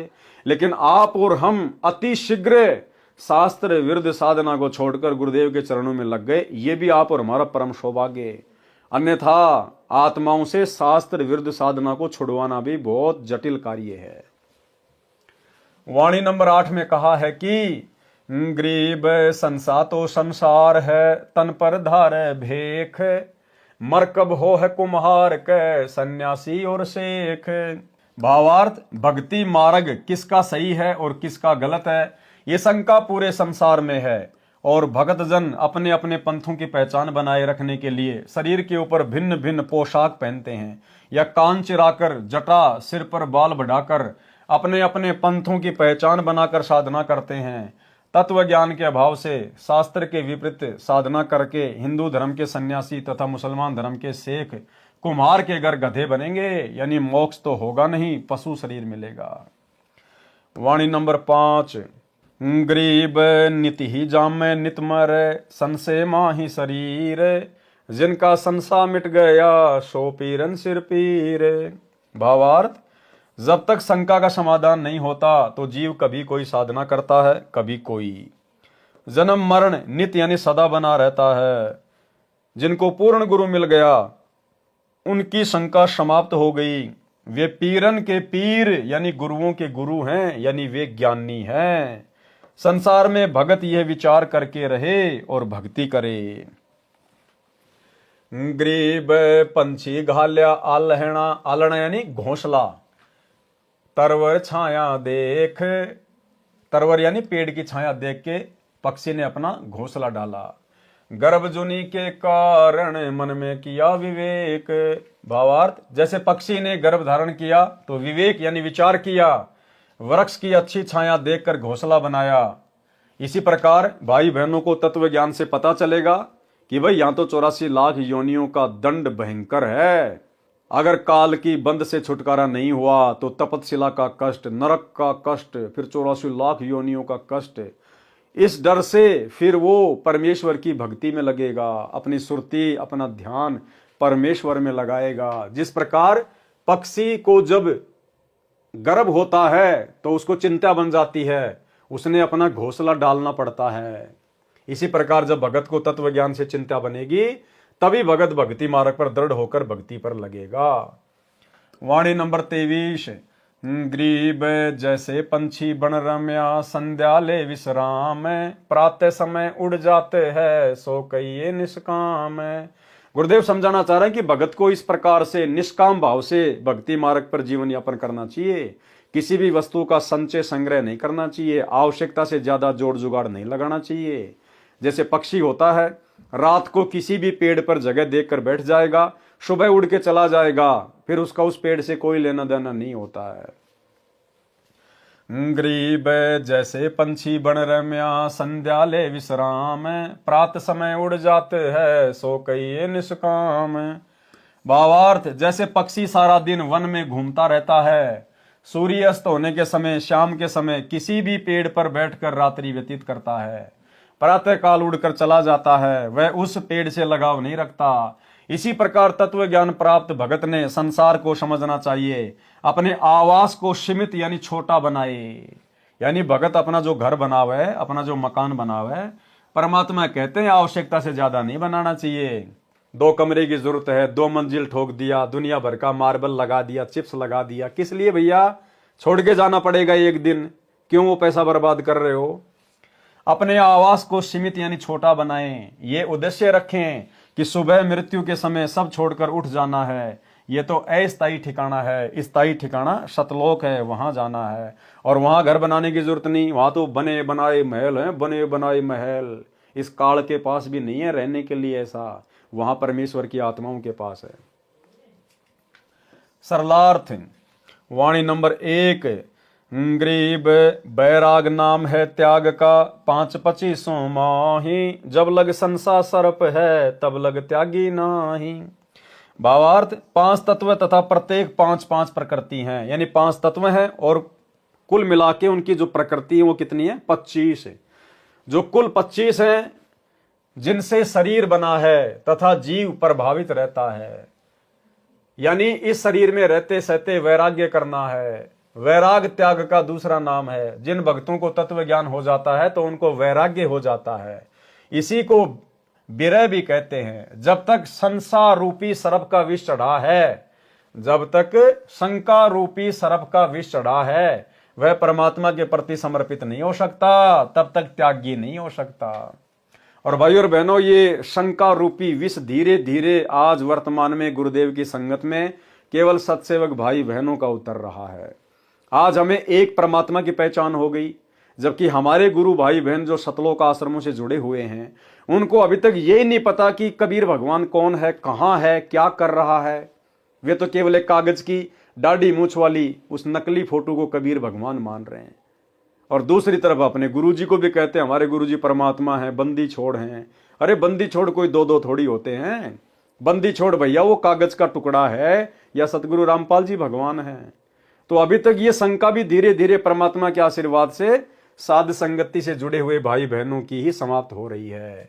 और जब तक ये शंका नहीं मिटेगी तब तक हम त्यागी नहीं हो सकते।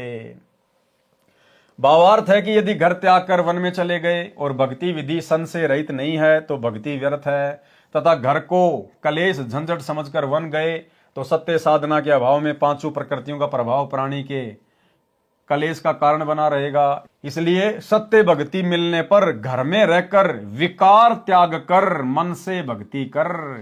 क्या त्याग कर? विकार त्याग कर, यानी विकारों को त्यागे बिना भक्ति सफल नहीं हो सकती। कामी क्रोधी लालची इनसे भक्ति ना होए, और भक्ति करे कोई सूरमा जात वर्ण कुल खोए। और निर्वाह के लिए कर्म भी कर। वाणी नंबर 2, गरीब बैराग नाम है त्याग का, 5-25 संग, ऊपर की कंचली तजी अंतर विषय भुवंग। सरलार्थ, शरीर की 25 प्रकृति अपना प्रभाव शरीर 5 तत्व के पुतले पर जमाए रखती हैं। माता पिता का स्वभाव भी शरीर में प्रभाव दिखाता है, क्योंकि उन्हीं के बीज से अपना शरीर बना है। अच्छे स्वभाव के माता पिता से शरीर बना है तो भक्ति में सहयोगी होता है। यदि शराबी, कबाबी, चोर, रिश्वतखोर, डाकू से शरीर मिला है, जन्म हुआ है, तो उसका प्रभाव भक्ति में बाधा करता है। लेकिन यदि हम गुरुदेव के तत्व ज्ञान को आधार बनाकर संघर्ष करेंगे, चिंतन मनन करेंगे, तो उस प्रभाव को समाप्त किया जा सकता है। उससे संघर्ष करते हुए तत्व ज्ञान को आधार बनाकर विरह वैराग्य को बनाए रखें। इसे कहा है कि बैराग नाम है त्याग का। शरीर की प्रकृति से संघर्ष करते हुए इन्हीं 5-25 में रहते हुए इनसे प्रभावित न हों तथा भक्ति की भावना बनी रहे। यदि ऐसा नहीं है तो ऊपर की कांचड़ी सर्प की कंचुली की तरह शरीर के वस्त्र बदल लेने मात्र से बैरागी नहीं बन जाता। अंदर सब विकार विद्यमान हैं। जैसे जनता जन अपने क्षेत्र में प्रचलित वस्त्र धारण करते हैं, यदि कोई भक्ति के लिए किसी पंथ से जुड़ता है, साधु बनता है, तो उसको सांसारिक वस्त्र उतारने पड़ते हैं तथा उस पंथ वाले भगवा वस्त्र धारण करने पड़ते हैं। यदि उसको तत्व ज्ञान नहीं है तो वह नकली त्यागी है। यानी शरीर के वस्त्र त्याग देने से, दूसरे पहन लेने से कोई त्यागी बैरागी नहीं बन जाता। शरीर के अंदर जो 5 विकार हैं और जो 25 उनकी जो प्रकृति हैं, उनसे संघर्ष करना, उनसे लड़ना, उनके ऊपर जो है वो काबू करना, वो है असल में वैराग्य प्राप्त करना, असली त्यागी। यदि उसको तत्व ज्ञान नहीं है तो वह नकली त्यागी है। उसमें विकार यानी काम, क्रोध, अहंकार, लोभ, मोह यथावत बने रहते हैं। उसके विषय में कहा है कि ऊपर की कांचड़ी तज वस्त्र बदल कर बाबा बन गया, अंदर विषय विकार रूपी भुजंग यानी सांप यथावत है, वह त्याग नहीं है। वाणी नंबर 3, गरीब असन बसन तज गए गाम और गे है, माहे संसासूल है दुर्लभ तजना। ये कि भैया तुमने राजपाट को त्याग दिया, माता पिता को त्याग दिया, घर परिवार को त्याग दिया, और तुम्हारे अंदर वो शंका रूपी कांटा ज्यों का त्यों चुभ रहा है। किसी की और भक्ति देखते हो, अरे यार कहीं उसकी भक्ति अच्छी ना हो, अरे कहीं उस पंथ में अच्छी भक्ति ना हो। तो कहते हैं जब तक तत्व ज्ञान नहीं है, इंसान ना तो कभी त्यागी और बैरागी बन सकता है, ना कभी वो संशय मुक्त हो सकता है। अभी ये महाकुंभ चल रहा है, आए दिन सोशल मीडिया पे हम देखते हैं, लाल कपड़े पहन के, कोई जटा बढ़ा के, कोई रुद्राक्ष की माला पहन के, कोई नंगा घूम रहा है, दुनिया को लग रहा है तो त्यागी और बैरागी हैं, कोई शमशान घाट में हड्डियां खा रहा है, कोई राख खा रहा है, कोई क्या कर रहा है। एक कह रहा है मैं तो टट्टी भी खा जाता हूं। एक अघोरी बाबा था, वो कह रहा है मैं तो टट्टी भी खा जाता हूं। अब बताओ, दुनिया तो इनको त्यागी और बैरागी मान रही है, और जब उनकी वीडियो देखते हैं, कोई किसी को चिमटा मार रहा है, कोई किसी के लकड़ी मार रहा है, कोई किसी के थप्पड़ मार रहा है। वो बाबा लोग महाकुंभ में आपस में कुश्तियां लड़ रहे हैं, धे धड़ाधड़ धे धड़ाधड़। तो परमात्मा की प्रत्येक वाणी भाई और बहनों बिल्कुल अखंड है। सरलार्थ, जब तक सतगुरु नहीं मिलता तब तक भगत जन भक्ति भी करते रहते हैं और शंका भी रहती है कि वह व्यक्ति ये साधना भी करता है तथा शंका भी करता है कि कहीं मेरी साधना सत्य न हो, इसलिए अपनी साधना के साथ साथ दूसरे की साधना भी करने लगता है। जैसे एक साधक शनिदेव को मानता था, शनिवार का व्रत रखता था, दूसरे ने बताया कि मैं मंगलवार का व्रत करता हूं और बाबा हनुमान जी की भक्ति करता हूं, सालासर धाम राजस्थान में 1 साल में अवश्य जाता हूं, मेरे को बहुत लाभ हो रहा है। उस शनिवार के पुजारी ने मंगलवार का व्रत भी शुरू कर दिया और वर्ष में सालासर भी जाने लगा। यह संसासूल यानी शंका रूपी कांटा मन में तब तक खटकता रहता है जब तक तत्वदर्शी सतगुरु नहीं मिलता। असन बसन तज गए यानी घर बार राजपाट सब त्याग गए, जंगल में चले गए, परंतु अज्ञान के कारण शंका भी बनी है। इस शंका का निवारण दुर्लभ है। यदि कोई तत्वज्ञानी संत उनको समझाने की चेष्टा करता है तो वे शास्त्र विरुद्ध साधना त्यागते नहीं, इसलिए कहा है कि उनको त्यागना दुर्लभ है। उसके त्यागे बिना भक्ति की उपलब्धि नहीं होती। वाणी नंबर 4, गरीब बाज कुही गति ज्ञान की, गगन गिरज गर्जंत, छोटे सुन आकाश ते, संसा सरप बछंत।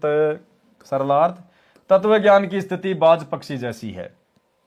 एक बाज पक्षी अपने शिकार सर्प को आकाश में ऊंचा चढ़कर खोजकर एकदम ऐसे गिरता है जैसे आकाश ये बिजली गरज गरज कर गिरती है। ऐसे तत्व ज्ञान अज्ञान रूपी सर्प को बखंत यानी खा जाता है, समाप्त कर देता है।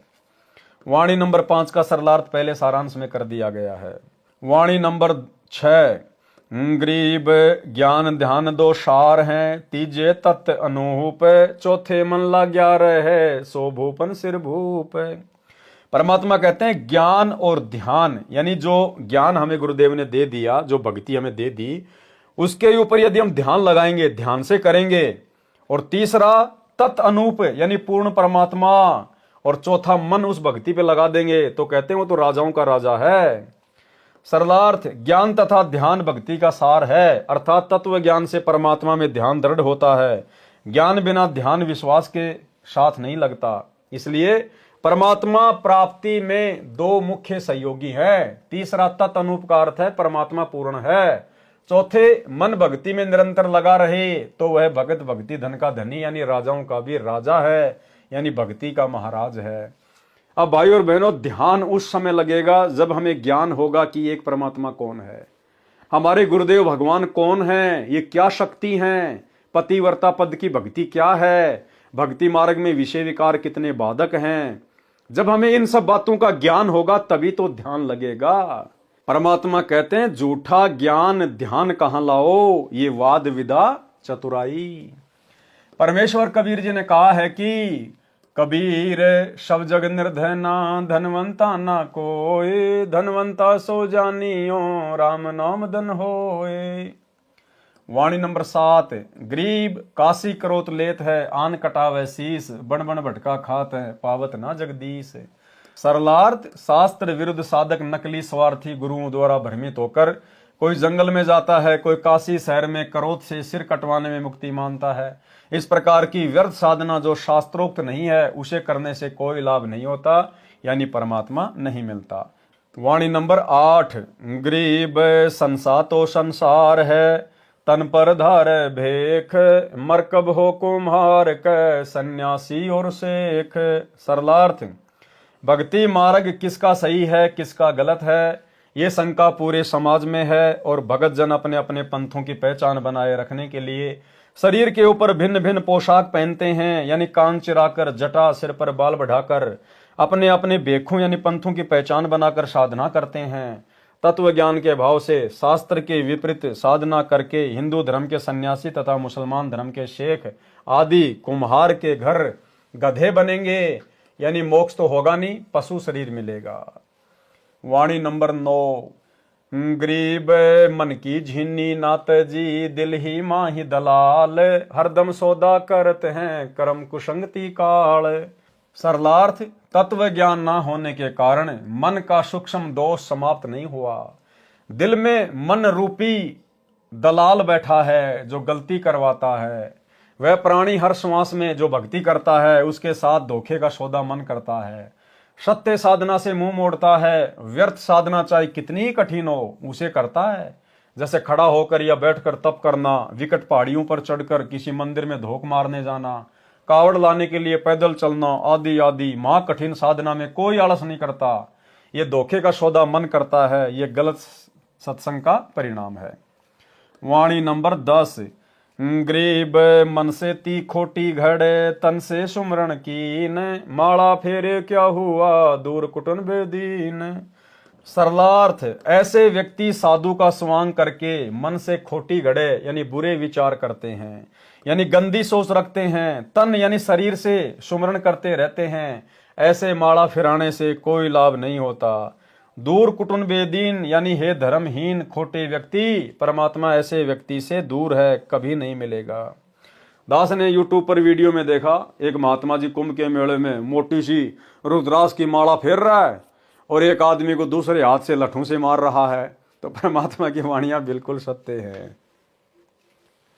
गरीब तन मन एक अजूद करी, सुरती नृति लोलाई, बेड़ा पार समंद होई, जे एक पलक ठहराई। सरलार्थ, भक्ति की श्रेष्ठ स्थिति बताई है कि नाम जाप करते समय मन को विकारों से हटाकर सुमरण पर लगाएं। देखो भाई और बहनों, हर बार परमात्मा सुमरण के साथ एक चीज को जरूर जोड़ रहे हैं कि विकारों से दूर हटना पड़ेगा, विषय विकारों को त्यागना पड़ेगा। सरलार्थ, भक्ति की श्रेष्ठ स्थिति बताई है कि नाम जाप करते समय मन को विकारों से हटाकर सुमरण पर लगाएं। तन मन को एक करके सुरती तथा नृत्य से नाम में लगन लगाएं। एक पल एक सेकंड भी ध्यान नाम पर लगेगा तो धीरे धीरे अभ्यास हो जाएगा और संसार सागर से बेड़ा यानी जीव रूपी बेड़ा पार हो जाएगा, यानी मोक्ष प्राप्त करेगा। और यही बात भाई और बहनों दास आप जियों को गुरुदेव के आशीर्वाद से बार बार कहता आया है कि वैसे तो हमें जो भी नाम प्राप्त है हमें हर समय उसका सुमरण करना ही करना है, खाते पीते उठते बैठते नहाते धोते चलते फिरते, लेकिन हमें कुछ समय बैठकर थोड़ा सुरती नृत्य मन और पवन से ध्यान से भी उस नाम के ऊपर सुरती लगानी पड़ेगी। कभी 5 मिनट, कभी 10 मिनट, ऐसे धीरे धीरे हमारा समय बढ़ेगा। कब घंटा बीत जाएगा और हमें पता भी नहीं चलेगा और इतना आनंद आएगा। तो धीरे धीरे परमात्मा कह रहे हैं कि आप शुरू तो करो, कभी 1 सेकंड फिर 2 सेकंड, मतलब परमात्मा ने तो इतनी छूट दे रखी है कि एक पल यानी 1 सेकंड भी ध्यान नाम जाप पर लगेगा तो धीरे धीरे अभ्यास हो जाएगा और संसार सागर से बेड़ा पार हो जाएगा, यानी मोक्ष प्राप्त करेगा। वाणी नंबर 12। दृष्टि पड़े सो फना है धर अंबर कैलाश, कर्तमबाजी झूठ है सुरती समो श्वास।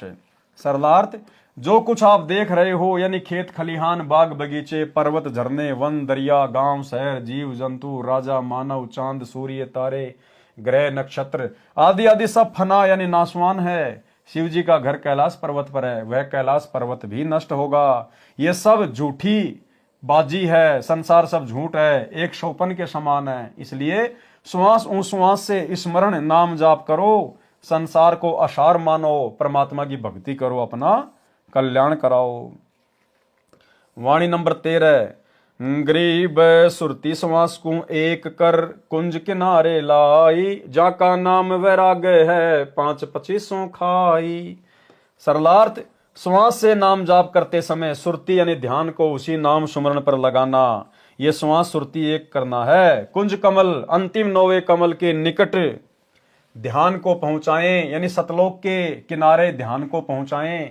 इसका नाम वैराग्य है, जिससे शरीर की प्रकृति को अनुकूल कर लिया। ध्यान तभी लगता है जब मन सांसारिक प्रेरणाओं से विचलित नहीं होता।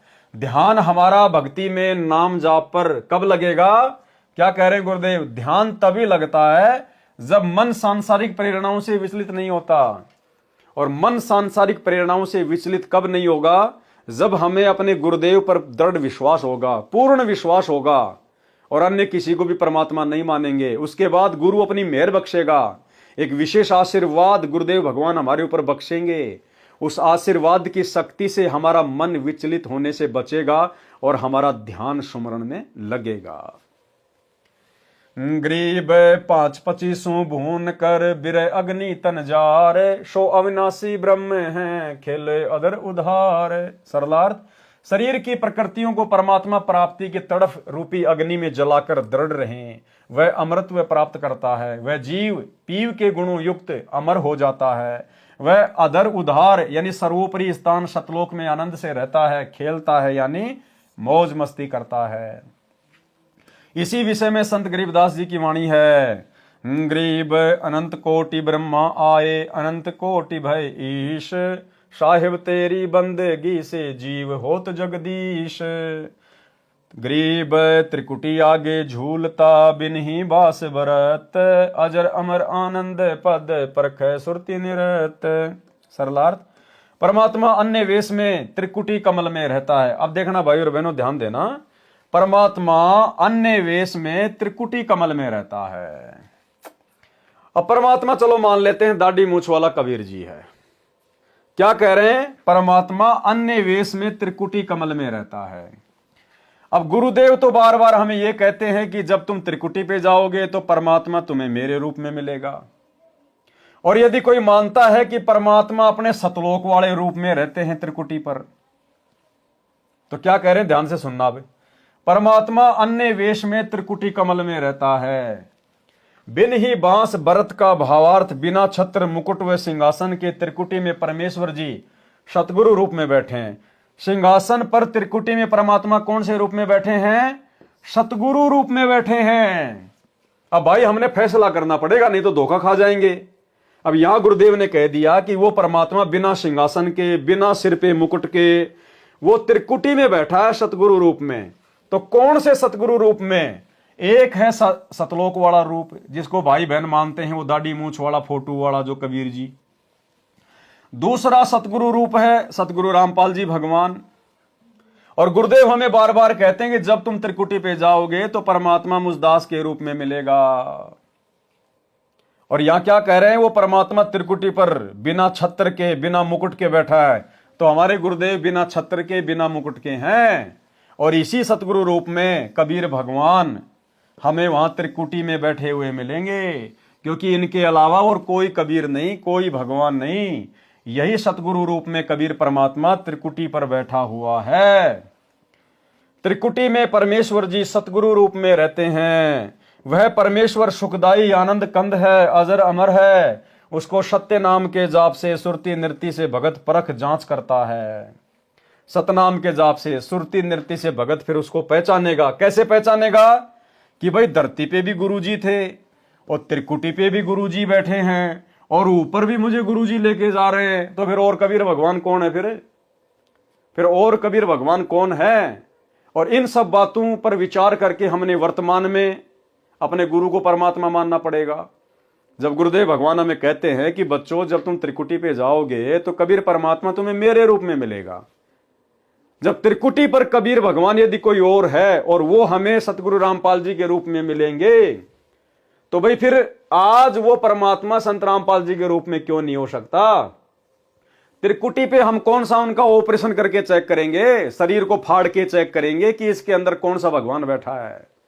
तो जब त्रिकुटी पर सतगुरु रामपाल जी के रूप में भगवान आ सकता है, तो आज इस पृथ्वी पर भगवान को संत रामपाल जी के रूप में आने में क्या दिक्कत है भाई? इससे स्वयं सिद्ध है कि सतगुरु रामपाल जी भगवान स्वयं ही कबीर परमात्मा है। त्रिकुटी में परमेश्वर जी सतगुरु रूप में रहते हैं। वह परमेश्वर सुखदाई आनंद कंद है, अजर अमर है। उसको सत्य नाम के जाप से, सुरति नृत्य से भगत परख जांच कर, सतनाम के जाप से यदि सतगुरु रूप में विराजमान परमात्मा के चेहरे यानी स्वरूप में परिवर्तन नहीं होता है तो समझ जाता है कि वो भगवान है। क्या कह रहे हैं? जब तुम त्रिकुटी पे जाओगे और सतगुरु रूप में तुम्हें वह कबीर भगवान मिलेगा और जब तुम उसको दंडवत करोगे, मंत्र का जाप करोगे, और यदि इनका स्वरूप नहीं चेंज होता है तो समझ लेना यही भगवान है। तो वो यही कर लो भैया, वो टेस्ट यही कर लो, अपने सतगुरुदेव भगवान को मंत्र जाप करके यहीं पे कर लो ना दंडवत। अगर यहां इनका स्वरूप चेंज हो जाता है तो नकली भगवान है, और अगर ये ऐसे के ऐसे रहते हैं तो समझ जाना फिर यही कबीर भगवान है। तो बताओ, सन 1994 से भगत लोग इनको दंडवत कर रहे हैं, पता नहीं कितनी बार, क्या इनका स्वरूप चेंज हुआ? नहीं हुआ ना। तो कौन हुए सतगुरु रामपाल जी? स्वयं कबीर भगवान। सत्यनाम के जाप से यदि सतगुरु रूप में विराजमान परमात्मा के चेहरे यानी स्वरूप में परिवर्तन नहीं होता है तो समझ जाता है कि वास्तविक सतगुरु कबीर जी ही हैं। तो भाई यहीं पे पहचान कर लो ना, बार बार दंडवत करके गुरुदेव भगवान को दंडवत करो, और अगर गुरुदेव का अगर चेहरा अगर चेंज हो जाता तो समझ लेना ये परमात्मा नहीं है। और अगर इनको दंडवत करने के बाद भी अगर इनका चेहरा चेंज नहीं होता है तो समझ लो फिर त्रिकुटी पर भी यही भगवान है। यदि काल ब्रह्म ने सतगुरु का रूप बना रखा होता है तो सतनाम के जाप से उसका काल रूप प्रकट हो जाता है, सतगुरु का स्वांग नष्ट हो जाता है। झूलने का भावार्थ है कि जिधर देखे उधर ही सतगुरु खड़ा दिखाई देता है। वाणी नंबर 16, गरीब ये महिमा का से कहूं, नैनो माही नूर, पल पल में दीदार है, सुरती सिंधु भरपूर। सरलार्थ, भगत की साधना से भक्ति की कमाई की रेखाएं आंखों के सामने दिखाई देती हैं, जो अन्य को दिखाई नहीं देती। प्रत्येक भगत को अपनी अपनी रेखाएं आंखों के सामने दिखाई देती हैं। पलकें बंद कर लेते हैं तो पलकों के अंदर दिखाई देती हैं, सूक्ष्म रूप बन जाती हैं। यदि किसी कार या बस के शीशे से बाहर दृष्टि दौड़ाते हैं तो शीशे को पार करके बाहर दिखाई देती हैं। एक भगत की रेखाएं, जिसे संत गरीबदास जी ने बंकड़ा साहिब भी कहा है, दूसरे भगत को दिखाई नहीं देती। इसलिए कहा है कि ये महिमा किसको बताऊं कि मेरे नैनों में आंखों में परमेश्वर का नूर दिखाई देता है, उसमें मैं पल पल क्षण क्षण में दीदार दर्शन करता हूं। मेरी सुरती नृत्य इस नूरी शक्ति से भरी है। सुरती दूर की वस्तु को देखती है, नृत्य उसका निरीक्षण करती है कि ये गाय है या भैंस, इसको सुरती तथा नृत्य स्पष्ट करती है। वाणी नंबर 17, गरीब झीना दरसे दास को, पोहप रूप परवान, बिन ही बेली गैबरे, सो अकल अमान। शब्दार्थ, झीना यानी सूक्ष्म पतला, दरसे यानी दिखाई देता है, दास को यानी भगत को, पोहप यानी पुष्प, रूप यानी के आकार में, परवान यानी पूर्ण रूप से प्रमाणित। वह बंकड़ा साहेब रूपी फूल किसी बेल लता के नहीं लगा है, वह तो अकल अविनाशी है। अमान यानी शांतिदायक है, गैबरे यानी विकसित होता है।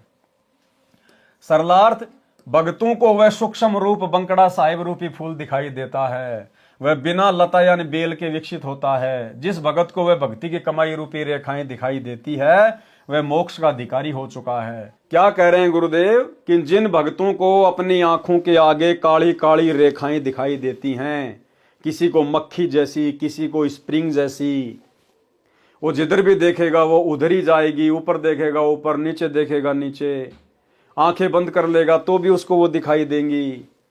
गाड़ी में जा रहा है, शीशे से बाहर देखेगा तो भी उसको चलती हुई दिखाई देंगी। बहुत सारे भगत भाई बहन कहते हैं कि हमें आंखों के सामने सफेद सफेद दिखाई देती है, डॉट डॉट। तो वो नहीं है, वो बंकड़ा साहिब नहीं है, वो नूर नहीं है। वो तो हमारे शरीर की जो व्हाइट सेल है, जो सफेद जो कोशिकाएं हैं वो होती हैं। जैसे आप अपनी आंखों को यूं मसड़ोगे तो आपको सफेद सफेद से वो मच्छर से दिखाई देंगे, तो वो नहीं हो, यहाँ पे उनकी बात नहीं हो रही। हमें जो दिखाई देगा वो रेखाएं सी होती हैं, कोई स्प्रिंग जैसी, कोई मक्खी जैसी, कोई मच्छर जैसी, ब्लैक ब्लैक सी। यूं देखोगे तो वो इधर जाएगी, यूं देखोगे इधर जाएगी, आंखें बंद करोगे तो भी वो आपको घूमती हुई नजर आएंगी।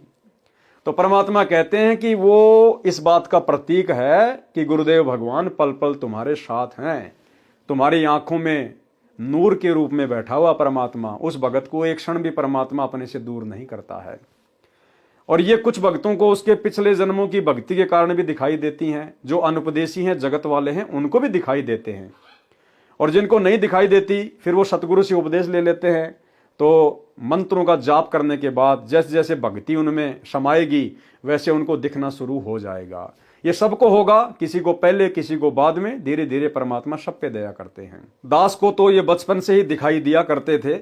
बचपन में दास को थोड़ा थोड़ा था, और अब गुरुदेव की शरण में आने के बाद में परमात्मा ने अब दया कर रखी है।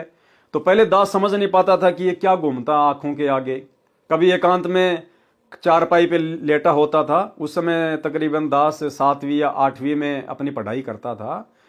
तो ऐसे खेत खलिहान में चले जाया करते थे, दिन में पेड़ के नीचे चारपाई डाल के ऐसे लेटे रहते थे, रेडियो में गाने सुनते रहते थे। तो वो आंखों के सामने चलता था, वो काला काला, वो ब्लैक ब्लैक। अब उस समय तो मनोरंजन की दृष्टि से देखा करते थे, कभी यूं कभी यूं, कभी ऊपर कभी नीचे। अब गुरुदेव भगवान के आशीर्वाद से पता चला कि वो तो परमात्मा का नूर है, हमारी भक्ति धन है वो, जो हमें दिखाई देता है। भक्तों को वह सूक्ष्म रूप बंकड़ा साहिब रूपी फूल दिखाई देता है, वह बिना बेल के विकसित होता है। जिस भगत को वह भक्ति की कमाई रूपी रेखाएं दिखाई देती है, वह मोक्ष का अधिकारी हो चुका है। यदि आजीवन मर्यादा में रहकर भक्ति करता रहेगा तो वह अमर होगा, आनंद व चैन से शतलोक में रहेगा। वाणी नंबर 18। गरीब अकल अभूबी आदि है, जाका नाही अंत, दिल ही अंदर देव है, निर्मल निर्गुण तंत। सरलार्थ, अकल का अर्थ है अविनाशी, जिसका काल ना हो। भूमि का अर्थ है ऊपर के चारों लोक, जो अमर धरती है। वह सनातन है, उसमें निवास करने वाला निर्मल निर्गुण अव्यक्त देव परमेश्वर, जो तंत यानी सब देवों का सार प्रभु यानी कुल का मालिक है, वह हमारे दिल में बसा है। कौन? गुरुदेव भगवान। वाणी नंबर 19। गरीब तन मन से ती दूर है, माहे मंज मिलाप, तरवर छाया वृक्ष में सो आपे आप। सरलार्थ, वह परमेश्वर दूर सतलोक में है, जिसे स्थूल शरीर तथा मन की कल्पनाओं से नहीं देखा जा सकता। वैसे उस प्रभु का प्रभाव शरीर में भी है, इस प्रकार जीव से मिला भी है। जैसे पेड़ की छाया पेड़ का ही प्रतिबिंब होती है, ऐसे परमेश्वर तो शतलोक आदि आदि ऊपर के लोकों में है। उसकी शक्ति पेड़ की छाया की तरह सर्व ब्रह्मांडों में फैली है। वाणी नंबर 20। गरीब 9 तत्व के तो 5 हैं, 5 तत्व के 8, 8 तत्व का एक है, गुरु लखाई बाट। यानी आंखों के सामने जो रेखाएं दिखाई देती है, किसी को 2, किसी को 4, किसी को 5, उस हिसाब से परमात्मा ने शक्ति का वर्णन किया है। सरलार्थ, आंखों में जो नूरी रेखाएं हैं वे संख्या में 14 हैं, जिनमें से 9 तत्व यानी परमेश्वर जी की 9 सिद्धियों के प्रतीक तो 5 हैं, 5 तत्व सिद्धियों के प्रतीक 8 हैं, तथा 8 तत्व सिद्धियों का प्रतीक 1 है, जो कुल मिलाकर 5, 8 + 1 14 है, जो भिन्न भिन्न शक्ति का ग्राफ है। ये बाट यानी मार्ग सतगुरु जी ने दिखाया है। वाणी नंबर 21। गरीब 4 पदार्थ एक कर, सुरती नृति मन पौन, असल फकीरी जोग योग अगर मंडल को गौन। यानी वास्तव में हम जब नाम का जाप करें, सुमरण करें, तो परमात्मा कहते हैं चारों जो पदार्थ हैं, सुरती नृति मन और पवन, यानी एकाग्रचित होकर अपने ध्यान को संसार से हटाकर हम उन मंत्रों का जाप करें, वास्तव में ये फकीरी है। इससे तुरंत हमें सतलोक की प्राप्ति होती है। सरलार्थ, सुमरण नाम जाप करते समय अपने मन को सुरती नृति को पवन यानी श्वास पर टिका कर रखें। वास्तव में फकीरी यानी सन्यासी होना तथा योग यानी भक्ति करना ये है। जंगल में जाने की अपेक्षा गगन मंडल अर्थात आकाश खंड में ध्यान रखो, सतलोक जाने की आशा रखो। शास्त्र विरुद्ध साधना करने से कोई लाभ नहीं होता। वाणी नंबर 22। गरीब पंछी घाल्या आलना, तरवर छाया देख, गर्भ छुनी के गारणे, मन में किया विवेक। भावार्थ, जैसे पक्षी ने गर्भ धारण किया तो विवेक विचार किया, वृक्ष की अच्छी छाया देखकर घोंसला बनाया।